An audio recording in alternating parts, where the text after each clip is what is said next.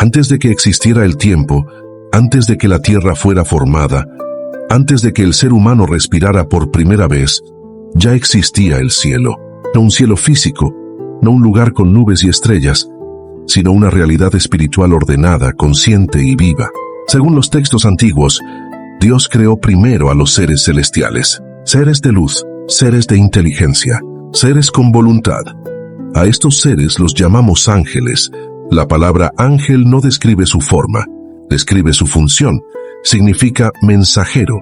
Los ángeles no fueron creados como humanos con alas, ni como figuras decorativas. Fueron creados como servidores del orden divino. Cada uno con un propósito, cada uno con un rango, cada uno con límites claros. Los textos bíblicos y los escritos antiguos hablan de jerarquías celestiales. No todos los ángeles eran iguales. Había órdenes superiores y órdenes inferiores. Algunos custodiaban, otros observaban, otros ejecutaban juicios, otros transmitían conocimiento. Entre estos órdenes existían los llamados vigilantes, ángeles asignados no solo al cielo, sino a la observación de la humanidad. Su función no era intervenir, sino vigilar, observar el desarrollo humano, asegurar que el orden establecido no fuera alterado. Pero aquí aparece el primer misterio, porque a diferencia de los animales, los ángeles poseían voluntad propia. No eran autómatas, no eran simples herramientas, podían obedecer o desobedecer. Y esa capacidad marcaría el destino de la creación entera. En los textos más antiguos, se describe el cielo como un reino perfectamente ordenado. No existía conflicto, no existía caos. Cada ser conocía su lugar, hasta que algo cambió. Uno de los ángeles superiores, descrito como portador de luz, comenzó a mirarse a sí mismo más que a su creador. Su nombre no siempre es mencionado, pero la tradición lo recuerda como Lucifer, no como un demonio con cuernos, sino como un ser elevado, hermoso, inteligente. El problema no fue su poder, fue su orgullo, el deseo de ascender más allá del límite permitido. Los textos no dicen que quisiera destruir el cielo. Dicen que quiso ser igual a Dios. Ese pensamiento, aparentemente pequeño, fue suficiente para romper el equilibrio. La rebelión no fue inmediata, fue un proceso, una influencia sutil sobre otros ángeles, una idea repetida hasta parecer razonable. Aquí es donde comienza la historia prohibida, porque no todos los ángeles permanecieron fieles. Algunos escucharon, algunos dudaron, algunos siguieron. Y la caída no ocurrió de una sola vez. Fue una separación, un quiebre invisible que los textos describen como una expulsión, no hacia un infierno ardiente, sino hacia un estado de desconexión del orden divino. Los ángeles que cayeron no perdieron su inteligencia, no perdieron su conocimiento, perdieron su lugar. Y ese conocimiento no desaparecería, sería transmitido, compartido, usado de formas que no estaban permitidas. Pero eso aún no había ocurrido. En este primer momento, solo existía el cielo y una fractura silenciosa en su estructura.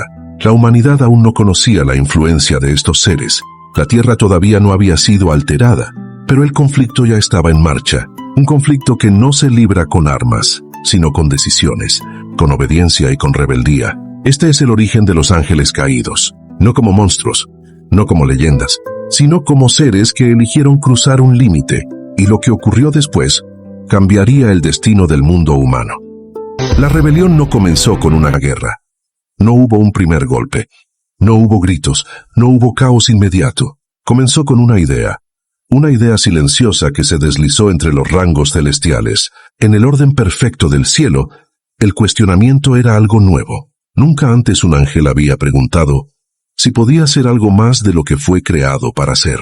Pero esa pregunta apareció, no como desafío abierto, sino como reflexión interna. ¿Por qué servir si también poseo luz?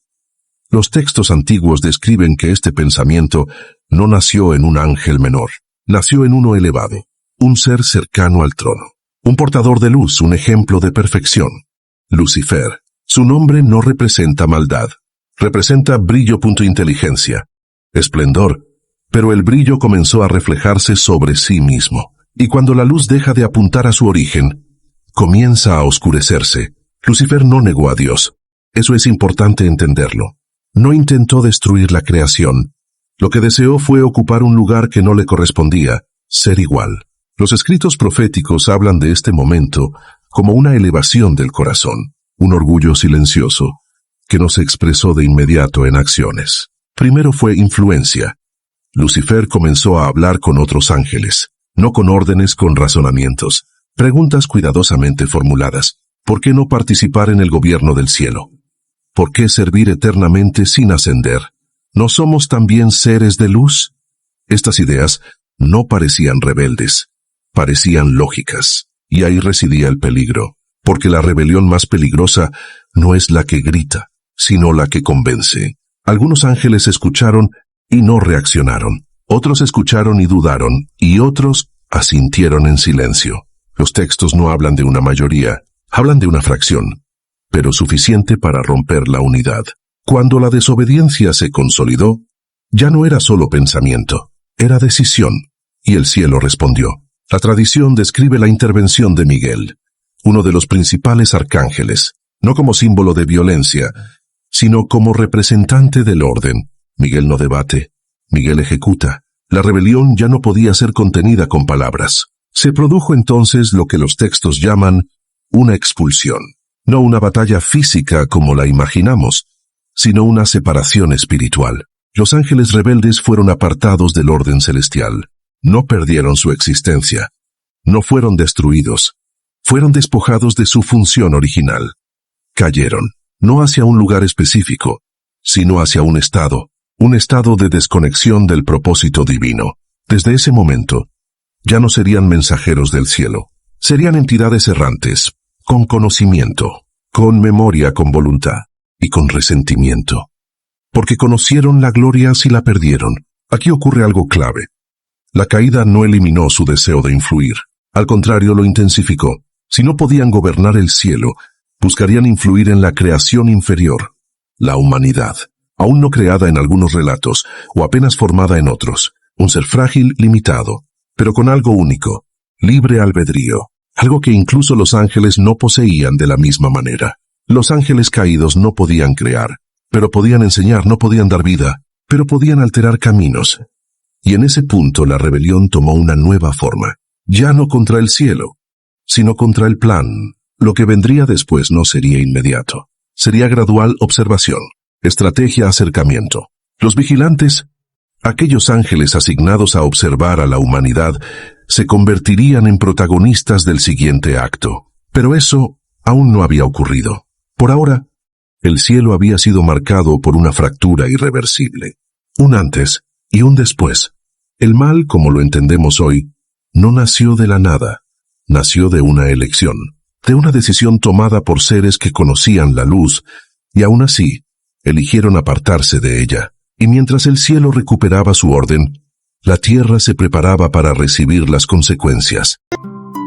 Existe un libro antiguo que durante siglos fue leído, copiado y luego silenciado. No aparece en la mayoría de las Biblias modernas.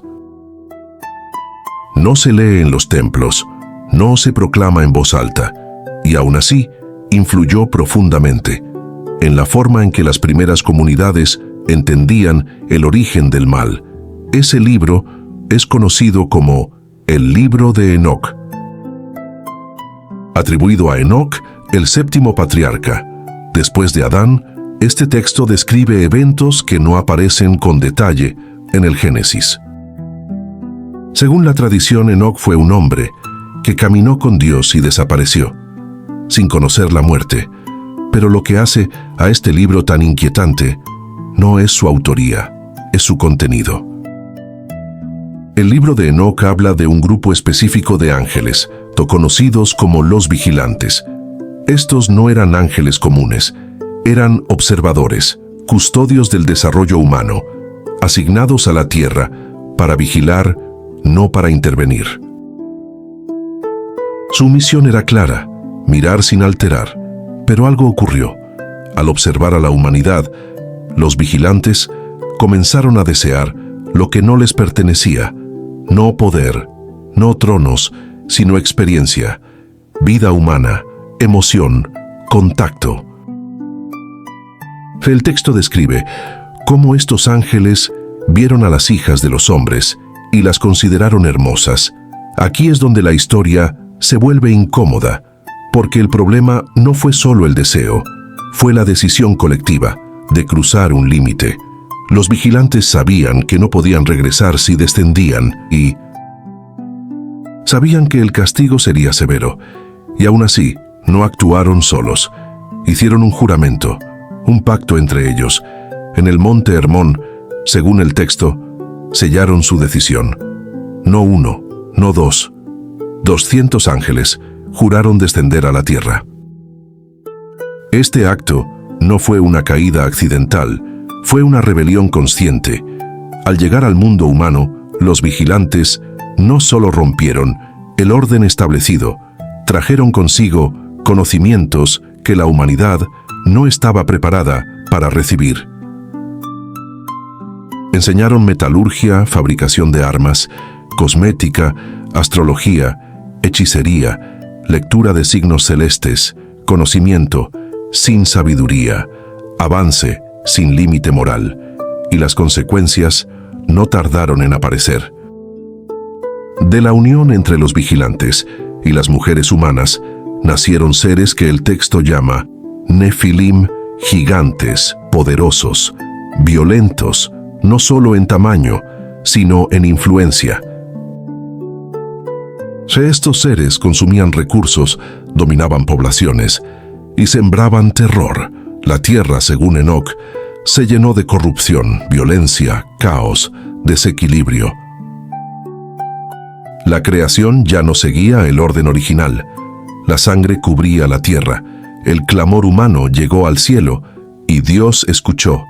Los arcángeles fueron enviados a observar el daño: Miguel, Gabriel, Rafael, Uriel. Cada uno recibió una misión específica, no para negociar, sino para poner fin a la transgresión. Los vigilantes fueron confrontados, no negaron su culpa, pidieron intercesión, pidieron perdón. Pero el decreto ya estaba establecido, no habría retorno. Los Nefilim serían destruidos, los vigilantes serían encadenados, no inmediatamente, no todos, pero su destino quedó sellado. Según el texto, fueron confinados en abismos en regiones de oscuridad a la espera del juicio final, y los espíritus de los Nefilim muertos, al no pertenecer ni al cielo ni a la tierra, se convirtieron en espíritus errantes. Aquí el libro de Enoc introduce una idea inquietante, que muchos de los espíritus malignos que afectan al mundo no son ángeles caídos, sino los restos espirituales de esos híbridos destruidos. Esta idea no fue aceptada por todas las tradiciones, pero explica por qué el texto fue considerado demasiado peligroso, porque no solo hablaba del pasado, hablaba del presente. El libro de Enoc no fue rechazado por ser falso, fue marginado por ser incómodo. Aún así, sus ideas sobrevivieron. Influyeron en el pensamiento judío antiguo, en los primeros cristianos y en la comprensión temprana del mal espiritual. Los vigilantes no son solo personajes de una historia antigua, son símbolo de lo que ocurre cuando el conocimiento se separa de la obediencia. Cuando el poder se ejerce sin límite, cuando se cruza una frontera que no debía cruzarse. Y aunque el texto no forme parte del canon moderno, su advertencia permanece. Porque la caída no siempre comienza con odio, a veces comienza con curiosidad, y lo que vendrá después será aún más oscuro, porque el castigo no fue el final. Fue solo el comienzo de una influencia prolongada sobre la humanidad. Cuando los vigilantes rompieron el orden celestial, no imaginaron la magnitud de lo que habían iniciado. Su pecado no quedó limitado a una transgresión espiritual. Se manifestó en la carne, en la tierra, en la historia humana. Los hijos nacidos de aquella unión prohibida no fueron simples hombres, fueron llamados Nefilim. El término ha sido interpretado de muchas maneras: caídos, los que hacen caer, o los que descendieron más allá del nombre, Su presencia alteró completamente el equilibrio del mundo antiguo. Los textos describen a los Nefilim como gigantes, pero no solo en estatura, eran gigantes en fuerza, en apetito, en ambición. Consumían todo a su paso. Primero los recursos de los hombres, luego sus animales y finalmente a los propios seres humanos. La violencia se volvió cotidiana. Las ciudades se convirtieron en territorios dominados por el miedo. Los Nefilim no gobernaban con leyes, gobernaban con terror. Los vigilantes, lejos de corregir el desastre, se convirtieron en instructores del caos. Enseñaron cómo forjar armas más eficientes, cómo leer señales para dominar, cómo manipular fuerzas invisibles. La humanidad avanzó rápidamente, pero hacia la oscuridad. El conocimiento sin moral aceleró la destrucción. La tierra, según los textos, se corrompió delante de Dios. No solo por la violencia, sino por la distorsión del diseño original. La creación ya no reflejaba el orden divino, reflejaba la voluntad torcida de seres caídos. Aquí aparece una idea clave. El problema no era solo externo, la corrupción había penetrado el corazón humano.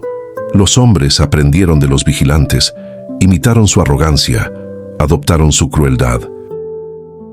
Ya el mundo ya no distinguía entre lo celestial y lo terrenal, todo se mezcló.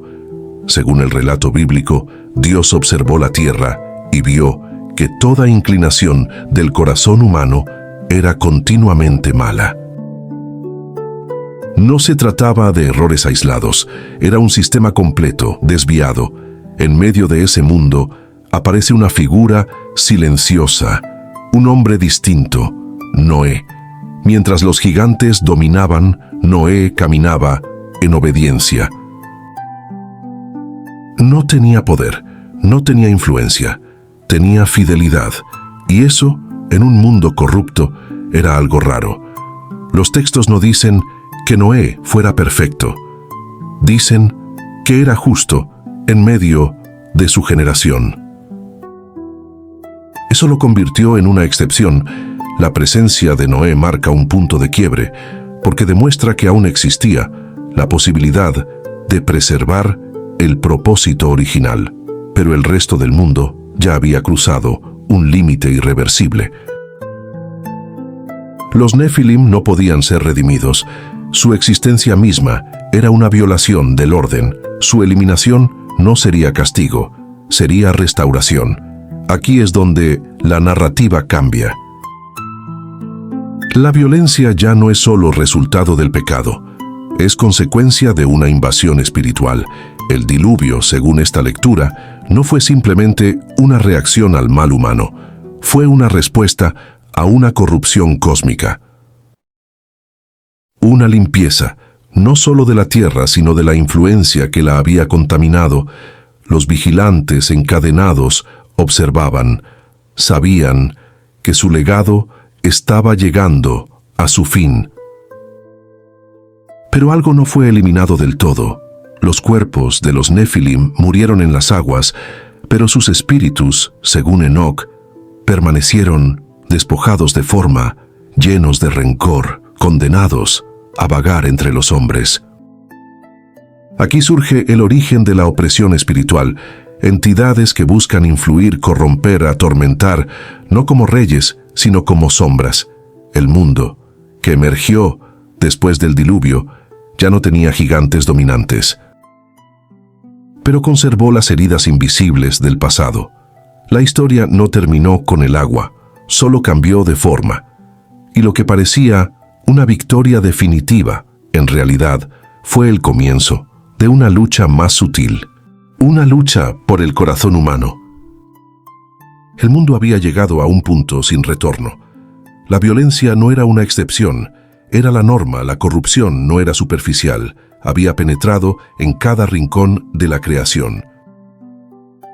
Los Nefilim dominaban, los hombres imitaban y la tierra gemía.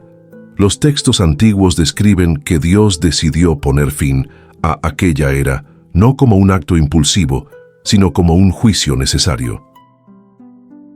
La creación no sería abandonada, sería reiniciada, y el instrumento de esa purificación sería el agua, el diluvio, pero antes del juicio hubo advertencia. Durante años, Noé construyó un arca no en secreto, no en silencio.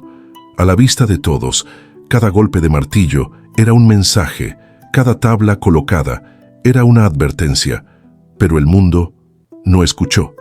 Se burlaron, ridiculizaron, ignoraron.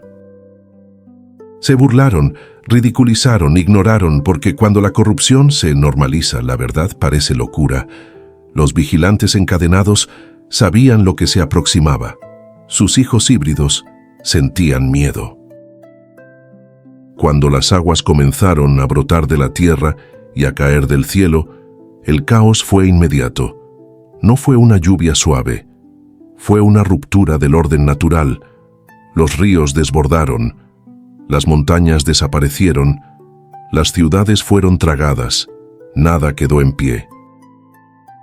Los Nefilim lucharon, intentaron escapar, intentaron resistir, pero la creación misma se volvió contra ellos.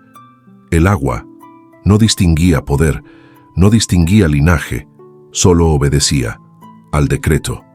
Uno a uno, los gigantes cayeron.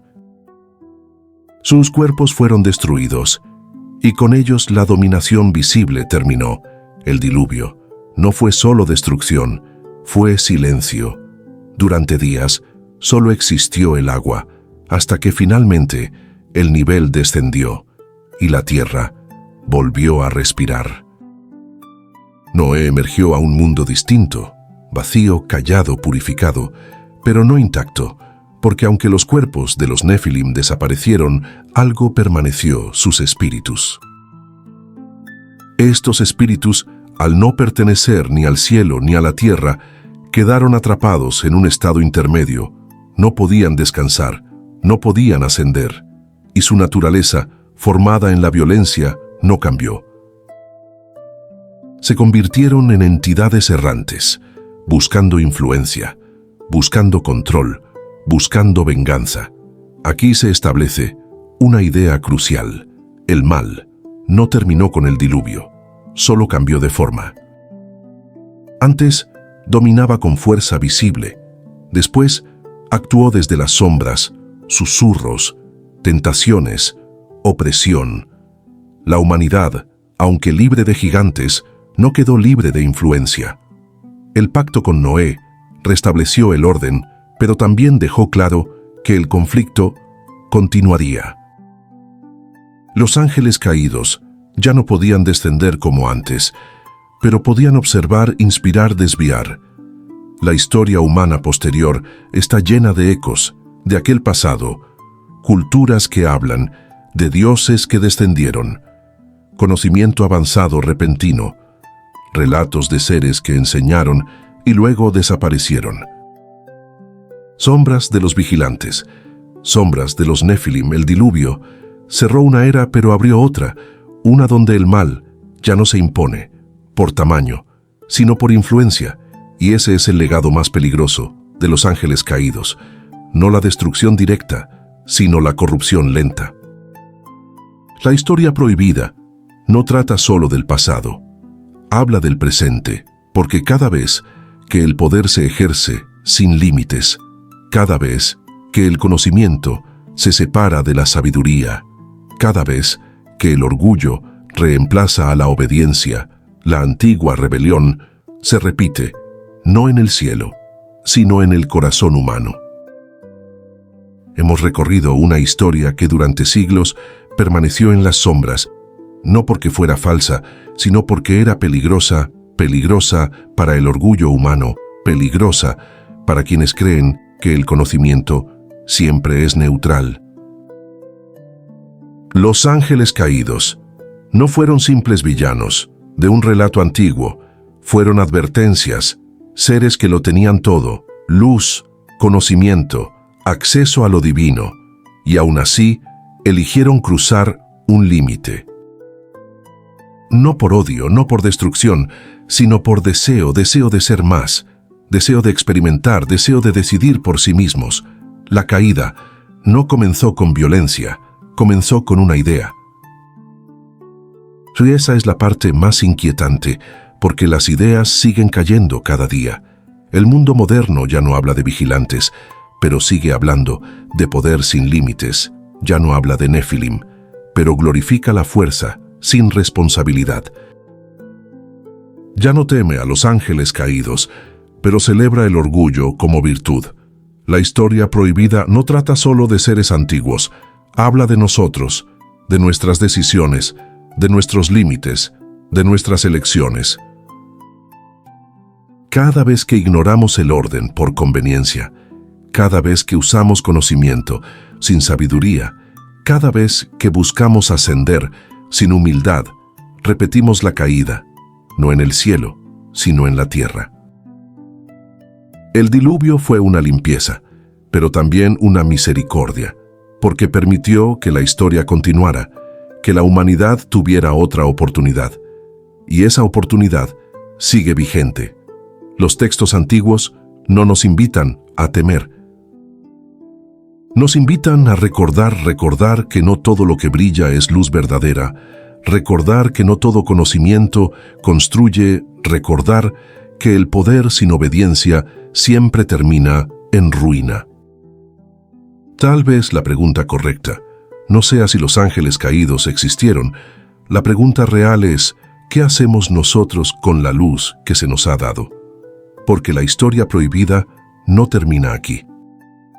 Se escribe cada día, en cada decisión, en cada intención, en cada corazón, y mientras exista la libertad de elegir, la caída o la obediencia seguirán siendo una opción.